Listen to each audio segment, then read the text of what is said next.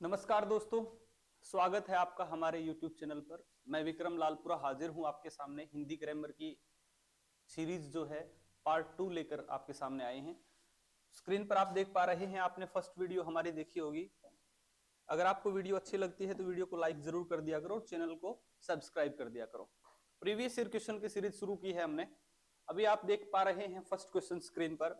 बहुत ही इजी सा क्वेश्चन, हिंदी भाषा की लिपि कौन सी है? आपको पता है लिपि क्या होता है? भाषा के लिखने के ढंग को क्या कहा जाता है? लिपि कहा जाता है। भाई ये चैनल जो है स्पेशली मैंने अपनी तैयारी के लिए बनाया है, जिन सब्जेक्ट्स को मुझे तैयार करना है। हालांकि उनके बेसिक्स मेरे पहले से क्लियर है, लेकिन फिर भी अगर किसी प्रकार की त्रुटि आपको नजर आती है तो आप सजेशन में बता सकते हैं। मतलब हम सब मिलकर सीखेंगे, ऐसा हमारा उद्देश्य है इस चैनल का। तो क्वेश्चन है कि हिंदी भाषा की लिपि कौन सी है? तो हिंदी भाषा की लिपि कौन सी है जी? देवनागरी है। हिंदी भाषा की देवनागरी है। पंजाबी की कौन सी है? गुरुमुखी है। उसी तरह से अंग्रेजी की कौन सी है? रोमन है। अगला क्वेश्चन है निर्वासित शब्द जो है उसमें कौन सा प्रत्यय है? ध्यान रहे, प्रत्यय वो शब्द होते हैं जो किसी मूल शब्द के अंत में लगकर उसके अर्थ को बदल देते हैं, उसके मीनिंग को चेंज कर देते हैं। तो इसमें क्वेश्चन पूछा है कि निर्वासित जो शब्द है उसमें कौन सा प्रत्यय है? सित प्रत्यय है क्या? नहीं है, सित तो प्रत्यय ही नहीं है। निर्वासित इक कहीं आपको नजर आता है? नहीं है। तो एग्जैक्ट आंसर क्या होगा? ऑप्शन ए जो है इत। निर्वासित में कौन सा प्रत्यय होगा? तो कौन सा होगा जी? इत प्रत्यय होगा। ठीक है। निम्न में से कौन सा वर्ण तालव्य है, यानी कि तालु से बोला जाता है, और नासिक्य है मतलब नाक से बोला जाता है? ठीक है ना। जितने भी वर्ग थे जैसे कै वर्ग, च वर्ग, ट वर्ग, तै वर्ग, पै वर्ग, उनका पांचवा जो अक्षर होता है, पांचवा जो वर्ण होता है वो क्या होता है? नासिक्य होता है। इसने पूछा है कि तालव्य है और उसके साथ साथ वो क्या है? नासिक्य है। तालु का कौन सा था? हमने तालु के लिए एक ट्रिक पढ़ी थी, ईचू यस तालु। ईचू यस तालु। ठीक है। तो इसमें दे रखा है ई जो है वो तालु से है। च वर्ग, च, छ, जय जग और जय झंडा और अय, जिसको अणय बोलते हो तुम, अय बोलते हैं ना इसको, ये तालव्य से तालव्य प्लस नासिक्य है ये। ठीक है ना। अगला जो क्वेश्चन है, निम्न में से रूढ़ शब्द कौन सा है? एक तो होते हैं रूढ़ शब्द, एक होते हैं योग रूढ़ शब्द। रूढ़ शब्द वो होते हैं जो अपने आप में ही मीनिंग रखते हैं, उनको अलग करके उनको बीच से तोड़कर आप नया, मतलब उनका अर्थ नहीं निकलेगा फिर तोड़ने के बाद, मतलब सिंगल है अपने आप में। लंबोदर तो लंबा प्लस उदर, लंबा उदर है, दो शब्द हो गए इसमें। गुड़ प्लस साल, दूध प्लस वाला। लेकिन लोटा जो है वो अपने आप में कैसा शब्द है? रूढ़ शब्द है। कैसा शब्द है जी? रूढ़ शब्द है। अगला क्वेश्चन है, निम्न में से जातिवाचक संज्ञा कौन सी है? जातिवाचक संज्ञा मतलब वो संज्ञा जो पूरी की पूरी जाति के बारे में बताएगा। ठीक है। कैलाश कैसी है? प्रॉपर है, ये तो व्यक्तिवाचक संज्ञा है। काशी जो है व्यक्तिवाचक संज्ञा है।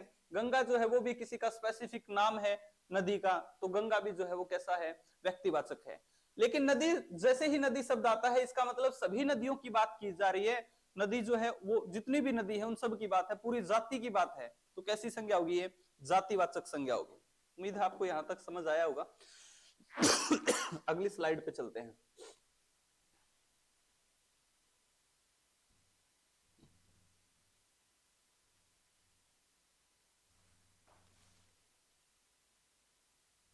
निम्न में से संयुक्त व्यंजन कौन सा है? यानी कि वे व्यंजन जो संयुक्त हैं, दो या दो से अधिक व्यंजनों के जोड़ से जो बने हैं वो कौन से हैं?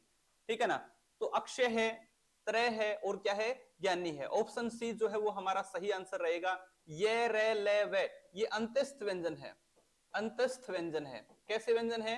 अंत्यस्थ व्यंजन है। उसी के साथ अगर शय शय शय है, ये उष्म व्यंजन है, क्योंकि जब इनको बोला जाता है तो गर्म वायु निकलती है। ठीक है ना। मुंह से कैसी वायु निकलती है? गर्म वायु निकलती है, इसलिए इनको क्या बोला जाता है? उष्म व्यंजन बोला जाता है। उसके बाद निम्नलिखित में से कौन सा अंतस्थ वर्ण का उदाहरण है? अंतस्थ वर्ण का उदाहरण, अंतस्थ में कौन कौन है? ये है, रे है, ले है, वे है। ये है इसमें? नहीं है। रे ले वे कुछ नहीं है इसमें, ये भी नहीं है, ये भी नहीं है। दंत तालव्य वे, वे जो है वो इसमें है, तो इसका मतलब एग्जैक्ट आंसर क्या हो जाएगा? फोर्थ जो ऑप्शन है वो बिल्कुल एग्जैक्ट आंसर बनेगा। ठीक है ना।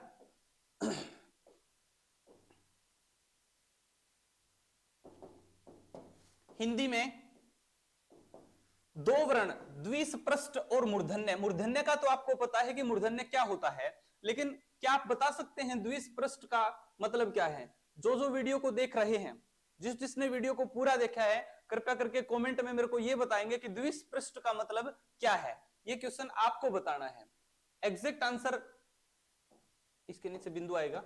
एग्जैक्ट आंसर है इसका डे डलिया और डे ढक्कन, जो कि मूर्धन्य है और द्विस्पृष्ट है। ठीक है ना? कौन से दीर्घ स्वर हिंदी में नहीं है? एक होते हैं दीर्घ स्वर, एक होते हैं ह्रस्व स्वर। ठीक है ना?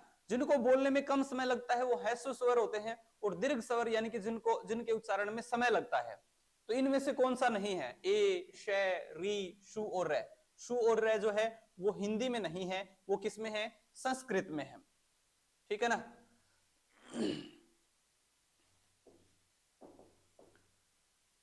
हल शब्द किसके लिए प्रयोग किया जाता है? हल जो शब्द है, हल, वो व्यंजनों के लिए प्रयोग किया जाता है। किसके लिए प्रयोग किया जाता है? व्यंजनों के लिए प्रयोग किया जाता है। कौन से शब्द का? हल शब्द का। निम्न में से कौन सा विस्मयोद्दीपोधक शब्द है? विस्मयादिबोधक मतलब एक्सक्लेमेटरी, जो विस्मय, हर्ष, शौक, ठीक है ना, उस तरह से प्रयोग किए जाते हैं और उनका चिन्ह ये होता है। सब में है ये। तो आपको इस क्वेश्चन का आंसर बताना है। एग्जैक्ट आंसर क्या होगा?